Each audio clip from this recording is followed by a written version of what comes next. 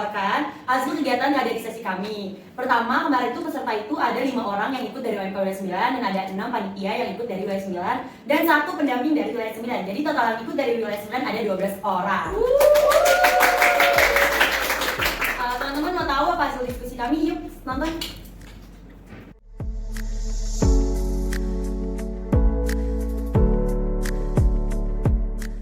Jadi laporan yang aku dapat dari kaderisasi itu yang pertama, dari awal berangkatnya itu kita udah disuruh untuk bersosialisasi di tontonnya itu, terus kita mendapatkan beberapa masalah, kita harus tetap sabar dan masalahnya, terus di sananya pun kita juga harus dalam materi-materinya kita juga diberi gimana cara kita melayani sesama, terus bagaimana cara kita meningkatkan potensi diri, terus bagaimana cara kita berkompak dalam berkomunikasi dalam sosialisasi, terus dan cara pemimpin yang baik itu Pak. Oke, yang lain bagaimana? Apa yang didapat dari kaderisasi? Ya kalau menurut aku sih ya, beberapa udah banyak tuh. Nah cuman kalau misalnya kalau dari aku itu dari awal juga dari kaderisasi itu kita mulai dari contoh itu kan udah banyak nih, kita harus bisa bergaul, bisa ngobrol dan aku juga mendapatkan banyak teman sama cerita baru dan karena beberapa acara itu juga gitu tentang bersama gitu, jadi aku mendapatkan bagaimana caranya kita kerjasama dan memimpin, harus bisa saling memahami satu sama lain gitu kan. Oke, terima kasih Brian. Sari? Nah, ya sekaligus dari panitia. Kalau dari saya sih, kebetulan saya panitia dan juga peserta ya. Jadi saya belum dapat beberapa pengalaman baru dan mendapat beberapa pelajaran baru.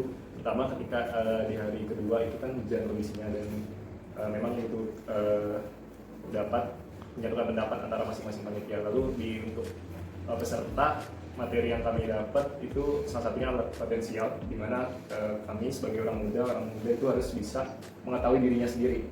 Kalau orang yang nggak mengetahui dirinya sendiri itu akan hilang arah. Jadi kayak orang muda kan banyak yang mengambil kegiatan-kegiatan di luar yang menurut mereka itu senang, padahal menurut ajaran Tuhan itu sebenarnya belum benar.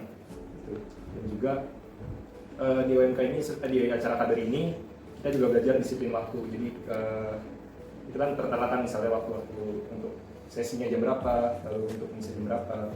Jadi secara langsung dari hal-hal kecil itu bakal membentuk kebiasaan-kebiasaan yang berikutnya di kehidupan akan menjadi lebih baik lagi. Itu sih.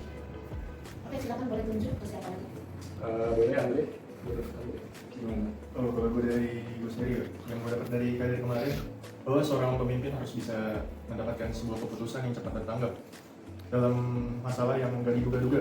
Contohnya waktu di hari kedua kemarin tuh, yang hujan di hari sore hari, yang seharusnya kita harus ada outbound tetapi tidak ada. Dan di dalam sebuah demokrasi kan harus menyatukan semua pendapat. Jadi kita harus lebih cepat dan tanggap gitu untuk menghadapi suatu masalah. Misalkan apakah hari ini dengan segala kemungkinan seadanya gitu gamesnya, ataukah besok tetapi dengan persiapan yang lebih matang. Tapi hasil akhirnya bahwa lebih baik besoknya gitu dengan persiapan yang lebih matang. Gitu sih. Oke, boleh tunjuk ke siapa lagi yang mau melaporkan? Terus sekarang mungkin Kalau dari saya, dari start kita mulai untuk kumpul di gereja, menurut aku sih udah cukup rentan sih sebenarnya, hanya di kendala pada transportasinya aja. Lalu dalam perjalanan juga baik-baik dan sampai ke villa juga disambut dengan kakak-kakak panitia, saya juga panitia dan juga peserta. Dan di awal malam pertama itu sampai kita diawalinya sama perkenalan peserta. Lalu hari keduanya itu dari fasilitator menyampaikan materi-materi dan juga wawasan dan ilmu untuk kita biar terbuka. Yang satu saya garis bawahi dari materi yang diberi fasilitator adalah bagaimana kita di situ kan dikasih contoh ada 2 gambar, yaitu burung di sangkar ya segitu, dan di satu gambar lagi burung dengan pintu yang terbuka dan burung sisa 2 dan terbuka, yang satu gambarnya lagi burung yang masih tersangkar dan sebagainya. Berarti di situ diperumpamain adalah bagaimana pemikiran 2 pribadi manusia dari segi usia yang masih muda dan yang tua. Dan dari situ pemikirannya adalah yang pertama si muda ini yang belum ada banyak pemikiran dalam hati, dia harus memilih apa, mikirin kehidupannya selanjutnya gimana, dan belum ada beban, artinya dia cuma mau bahagia bagi-baginya. Nah yang di gambar yang kedua adalah burung sisa 2 dan sangkar yang terbuka, yang berarti artinya pemikiran kita yang udah cukup matang atau dewasa itu bukan lagi memikirkan duniawi semata kayak kesenangan pribadi juga, tapi gimana kita memaintain diri kita buat maju dan bisa berkembang buat orang banyak, bukan hanya buat pribadi. Jadi dari si materi kader ini itu mempush saya biar saya juga kayak begitu dalam berpikir dan mengambil sikap. Dan sampai di hari ketiga itu finish, kita pulang dan ya kompak sekali. Terima Terima kasih. Oke, berikutnya.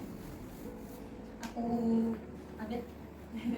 Kalau dari materi yang aku dapat pribadi sebagai panitia dan peserta, dari mulai awal persiapan itu tuh udah melatih diri untuk kita gimana caranya bersabar dan juga mawas diri. Jadi kita tuh nggak diajarin gimana, dilatih untuk kita nggak egois, kita bisa mentingin kepentingan bersama untuk mencapai suatu tujuan yang udah kita tentu di awal. Terus juga kita belajar untuk bisa menempatkan posisi di mana kita harus bisa tahu nih kapan kita harus rame, kapan kita harus serius, kapan kita harus bercanda. Itu juga kemarin diajarin kan.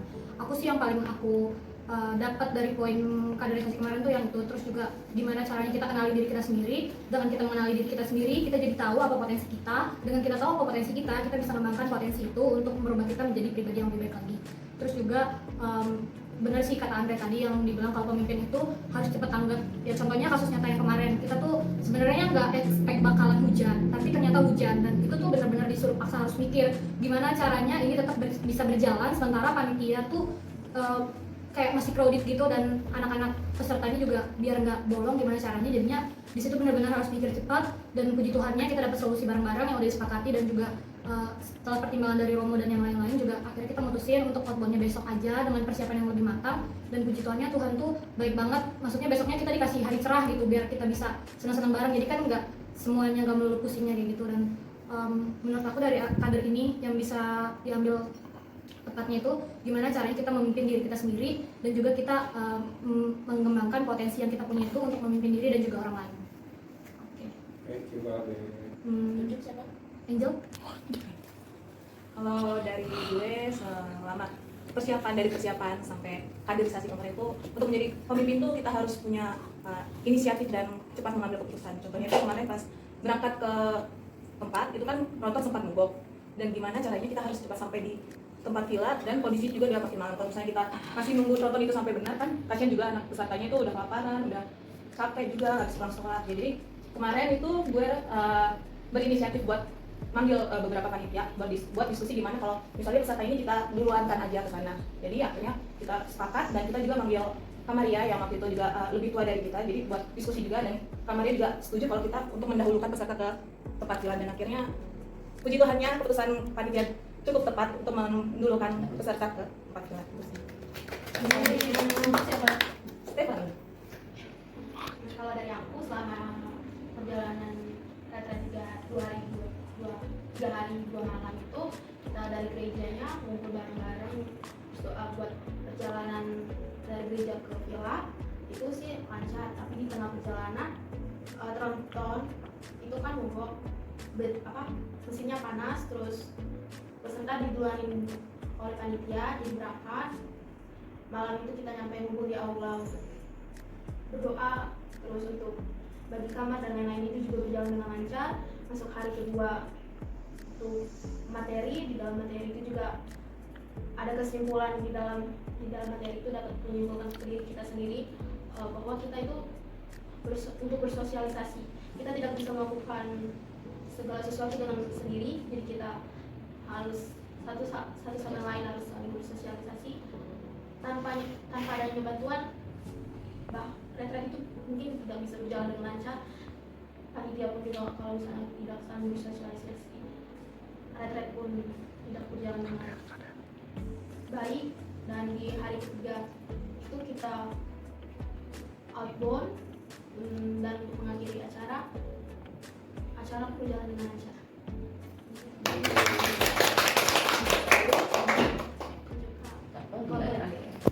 Ya, jadi di sini saya menceritakan tentang yang games itu kita bareng-bareng, karena itu tuh kita melatih yang namanya kesabaran, kekompakan dalam tim, gimana caranya buat menjadi kerjasama. Apalagi kelompoknya cuma 3 orang kan, pasti susah banget kan buat menyatukan kerjasama di dalam tim. Nah, terus juga ada materi tentang mengembangkan potensi dalam diri kita, yaitu maksudnya gimana ya, buat ngembangin potensi diri sendiri itu sebenarnya nggak mudah. Jadi ya kita mulai aja dari nol gitu. Oke, terima kasih. Jadi ini kan yang teman-teman laporin itu kegiatan kaderisasinya. Sekarang pertanyaannya, kira-kira setelah teman-teman mendapatkan materi, mendapatkan pengalaman, mendapatkan ilmu baru di dalam kaderisasi, apa yang bisa dilakukan untuk mengembangkan OSK budaya? Pasti ada kan? Jadi apa kira-kira yang bisa dikembangkan untuk OMK di wilayah. Karena itu kita bicara bahwa harus mengembangkan potensi diri, harus mengenal pribadi, harus merangkul, terus harus percaya, harus memberi kesempatan, mengembang talenta juga, bagaimana harus menjadi pemimpin gitu. Jadi teman-teman kira-kira untuk kedepannya untuk OMK 9 sendiri apa yang bisa teman-teman lakukan? Kalau mungkin aku bagi jawab ya Kak. Kalau dari aku mungkin hal yang dari kaderisasi yang kita dapat kemarin itu yang bisa dikembangin itu ya kekompakannya Kak. Karena kan wilayah 9 kan lagi apa ya namanya? Lagi rame-ramenya nih. Terus kayak kita juga lagi semangat-semangatnya untuk mengembangkan UMK wilayah 9 terus juga UMK gereja juga. Dan menurut aku dengan adanya kaderisasi kemarin, dengan kita 3 hari 2 malam bareng-bareng itu bisa memupuk kenangan yang indah. Jadinya kita tuh jadi semangat lagi ngumpul, semangat lagi untuk melayani, semangat lagi untuk kayak ayo bareng-bareng kita sama-sama ngebangun OMK wilayah 9 jadi hidup lagi gitu kan. Kita kangen juga ya maksudnya Kak, ngumpul-ngumpul kayak gitu, bareng-bareng retret, kader kayak gitu-gitu kan. Jadi kalau menurut aku dari kaderisasi itu ya itu kompaknya itu yang harus kita jaga biar OMK kita tuh nggak mati gitu. Oke, ada yang lain? Menyambung dari Kabet, boleh.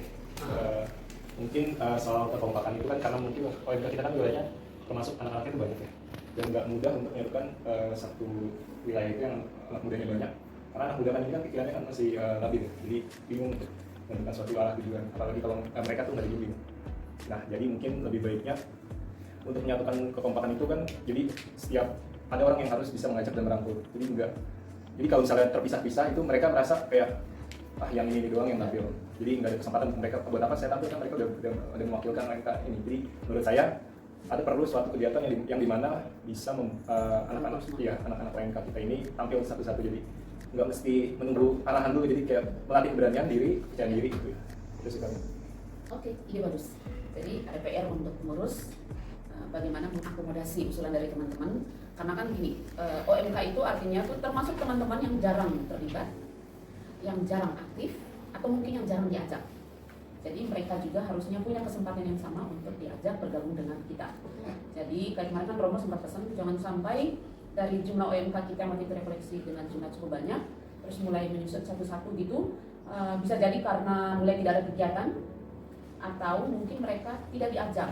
Karena kan yang sering muncul, yang sering berkumpul adalah teman-teman yang sering terlibat dalam kegiatan-kegiatan di paroki juga. Gitu. Jadi PR kita adalah mengumpulkan teman-teman yang ada di wilayah kita semuanya supaya mereka juga tetap terlibat. Nanti kita pikirkan bersama apa kegiatan yang cukup menarik dan bisa diikuti oleh segala jenis umur OMK dari 13 sampai dengan 35 tahun dan bisa membuat mereka merasa ingin selalu ada di OMK. Oke, kita sepakat untuk itu ya. Oke teman-teman, kita akan masuk ke pertanyaan nomor 2. Oh ya Kak, untuk batas lingkungan di wilayah 9 itu apa aja sih? Oke, ya teman-teman, untuk kita batas wilayah dulu ya. Batas wilayah 9 itu di timur dengan Jalan Bekasi Raya, terus di barat dengan Kayu Mas Raya, di utara itu Perintis Kemerdekaan, dan di selatan dengan Jalan Taruna. Jadi sebenarnya kita wilayah kita cukup luas. Untuk batas-batas lingkungan, silakan lihat di sini.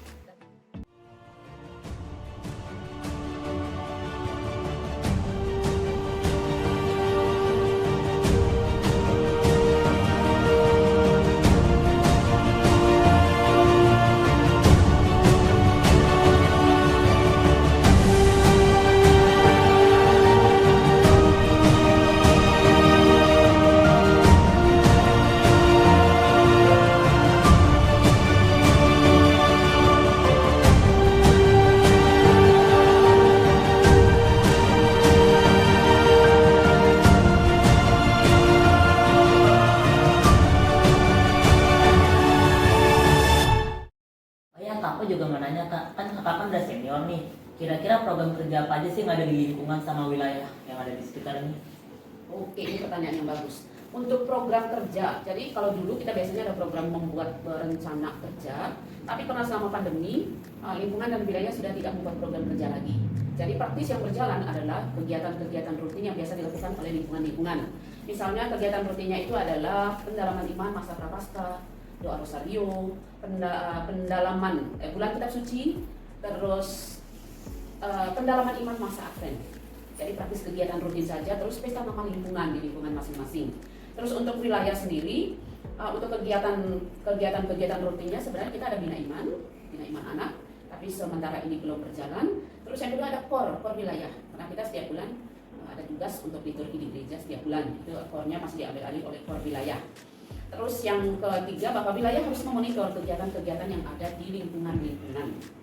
Itu untuk program kerjanya. Untuk tahun ini dan tahun depan, nanti lingkungan dan wilayah 9 itu masih akan mensupport dan mendukung kegiatan yang dilakukan oleh tim yang ada di paroki, yaitu TSBP.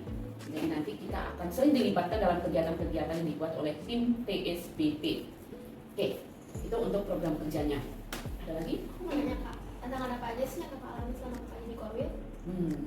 Tantangan yang ada di wilayah 9 itu cukup besar. Pertama, karena kita secara geografis wilayahnya cukup luas, ada 5 lingkungan, dan setiap lingkungan itu punya karakteristik yang berbeda-beda, terus punya tingkat kehidupan sosial ekonomi juga berbeda-beda. Jadi makanya tantangan setiap lingkungan juga pasti berbeda. Tapi pada umumnya yang dialami oleh lingkungan adalah kesulitan untuk mencari calon-calon pengurus. Begitu ada pergantian, itu sulit sekali mencari calon pengurus. Yang kedua, kesulitan untuk mengajak umat untuk kegiatan secara offline. Nah, karena tingkat ekonominya masih sangat di bawah, jadi banyak sekali warga yang punya alasan tidak bisa ikut kegiatan karena masih mencari nafkah. Itu tantangannya. Terus yang berikutnya lagi, banyak keluarga-keluarga yang anak-anaknya masih kecil dan belum bisa ditinggal. Jadi kalau diajak untuk berkegiatan juga mereka selalu belum bisa terlibat. Itu juga salah satu tantangannya. Terus yang tantangan berikutnya lagi adalah mengajak umat untuk ikut misa secara offline. Sekarang ini kan misa sudah offline, tapi ternyata banyak umat yang masih merasa takut dan khawatir untuk ke gereja. Padahal ya kita ini sudah 7 minggu ke gereja aman, gereja sudah dijamin aman untuk, jadi silakan untuk datang ke gereja. Terus yang berikutnya lagi tantangannya adalah membuat program-program kerja atau kegiatan-kegiatan yang menarik di lingkungan atau di wilayah, sehingga umat merasa tertarik untuk datang. Karena ada kecenderungan katanya bosan kegiatannya itu saja dan cenderung yang bersifat rohani. Itu tantangannya. Oke, kita lanjut berikutnya. Baik, tadi Stephanie bertanya tentang tantangan. Yang saya mau tanyakan dari saya ini, bagaimana cara kakak mengatasi dan menghadapi tentunya dari tantangan tersebut? Iya. Oke, cara menghadapi. Yang pertama, sebisa mungkin, sesering mungkin mengajak ke para ketua lingkungan untuk terus mengajak umat di lingkungan masing-masing untuk terlibat. Karena kalau bukan kita, siapa lagi yang menjadi pengurus? Terus yang kedua, anak-anak muda selalu dilibatkan dalam setiap kegiatan-kegiatan yang ada di wilayah maupun di lingkungan. Jadi harapannya, begitu mereka beranjak dewasa nanti, anak-anak muda ini yang siap menggantikan kepengurusan yang ada di lingkungan wilayah maupun di paroki. Itu untuk mengatasi yang kesulitan untuk mencari kepengurusan. Kalau untuk yang kegiatan secara offline, setiap lingkungan kita tetap menghimbau mengadakan kegiatan secara offline, berapapun jumlah umat yang hadir. Jadi harapannya adalah dengan kegiatan yang terus-menerus, orang tetap ada kerinduan untuk berkumpul. Karena ngumpul itu bisa bikin orang senang, bisa bikin orang punya kesempatan untuk bercerita atau berbagi pengalaman di dalam keluarga masing-masing. Terus yang berikutnya lagi, bahwa warga di lingkungan tetap diajak untuk mengikuti misa secara offline. Jadi misa itu bukan hanya sebuah kewajiban, tetapi jadikan misa itu sebagai sebuah kebutuhan, bahwa umat membutuhkan Ekaristi, membutuhkan kehadiran Tuhan, dengan mereka harus hadir di dalam gereja. Itu untuk mengatasi tantangannya. Terus yang berikutnya adalah bahwa kita terus menyiapkan kader-kader, terus mengajak anak-anak muda, keluarga-keluarga muda yang ada di lingkungan dan di wilayah untuk mau menjadi calon-calon pengurus masa depan gereja. Oke, kita lanjut. Oh ya Kak, aku mau nanya deh, apa sih kira-kira kegembiraan yang ada di wilayah 9? Kegembiraan. Pertama, kalau menurut saya ya, wilayah 9 itu kan dengan latar belakang yang suku yang berbeda-beda, kebiasaan yang berbeda-beda, itu sebenarnya itu sudah menjadi sebuah hal yang sangat menarik untuk diketahui, untuk diperdalam dan untuk dijalani. Terus melayani itu kalau dilakukan dengan gembira, pasti bawaannya juga akan gembira. Dan itu bisa menjadi berkat menurut saya. Dan yang berikutnya lagi, apapun yang saya lakukan menurut saya bukan hanya sekedar untuk melayani umat, tapi lebih bahwa itu sebagai bentuk pelayanan, bentuk ucapan syukur saya kepada Tuhan melalui sesama. Itu kegembiraan yang didapat. Terus yang berikutnya lagi bahwa kalau misalnya bisa membantu umat dan umat kelihatan happy dan bahagia, itu juga bisa menjadi sebuah kebahagiaan buat kita yang lain. Jadi sebenarnya dengan melayani kita bisa mendapatkan begitu banyak hal kegembiraan. Saya mengenal begitu banyak warga, mulai dari yang pendidikannya paling tinggi sampai yang paling rendah, mulai dari yang tingkat ekonominya high class sampai yang di bawah. Terus dari keluarga yang biasa-biasa saja dan dari sampai keluarga yang luar biasa, itu benar-benar bervariasi di wilayah 9. Karena kan kita memang mayoritasnya kan ada yang di sini suku Batak ada, Flores ada, Jawa ada, Cina ada. Tapi yang hebatnya adalah wilayah 9, begitu kita menyebut wilayah 9, ada kebanggaan bahwa kita semua sama, kita satu, saling mensupport, saling mendukung satu sama lain. Selama ini setiap lingkungan itu kita saling mendukung, ada yang namanya subsidi silang, entah dalam tugas, entah dalam pembiayaan apapun juga itu selalu ada subsidi silang. Jadi kerjasamanya cukup bagus antara ketua lingkungan, makanya itu juga yang membuat saya gembira untuk melayani. Dan yang paling membuat saya gembira lagi adalah bahwa saya dikelilingi oleh teman-teman OMK yang sangat luar biasa. Terus di tengah kesibukan tetap memprioritaskan pelayanan, memprioritaskan Tuhan, itu kegembiraan yang tidak bisa dihitung dan tidak bisa diukur oleh apapun. Jadi terima kasih banget, teman-teman adalah sumber kegembiraan buat saya dalam melayani. Terima kasih. Oke guys, segini dulu video dari kita. Jangan lupa like, comment, share, and subscribe. OMK Wilayah 9. Maju!